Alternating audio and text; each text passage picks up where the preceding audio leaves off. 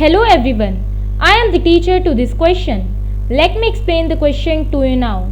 The question says, in the given figure A, B and C, which appears more accurate and why? So question में हमें 3 figures दिए गए हैं, figure A, figure B and figure C.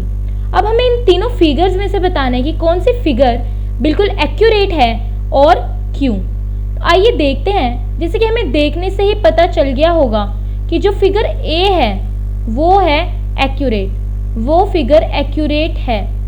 सो ऐसा क्यों है? तो आइए देखते हैं कि इसके रीजंस क्या हैं कि जो फिगर A है वो बिल्कुल एक्यूरेट है. सो फिगर A एक्यूरेट इसलिए है क्योंकि जो फिगर A में जो रूट्स हैं, जो फिगर A में रूट्स हैं वो कैसी हैं? जैसे कि roots always grow downwards, roots always grow downwards. जो रूट्स हैं वो हमेशा डाउनवर्ड ग्रो करती हैं. ऐसा क्यों होता है? Roots always grow downwards in response to gravity to get soil and water, ताकि उनको सॉइल एंड वाटर मिले, क्योंकि उनको इस चीज़ की रिक्वायरमेंट है. और इसी फिगर में जो स्टेम है वो कैसे ग्रो कर रही है?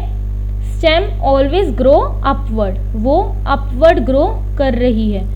सो जो स्टेम है वो अपवर्ड ग्रो करती है. ऐसा क्यों? Because it is away from gravity to get light, क्योंकि उसको लाइट की ज़रूरत होती है.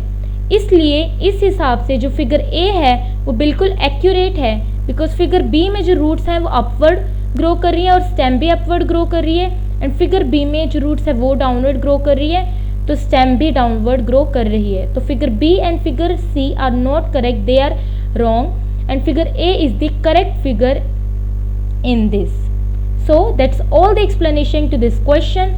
Thank you.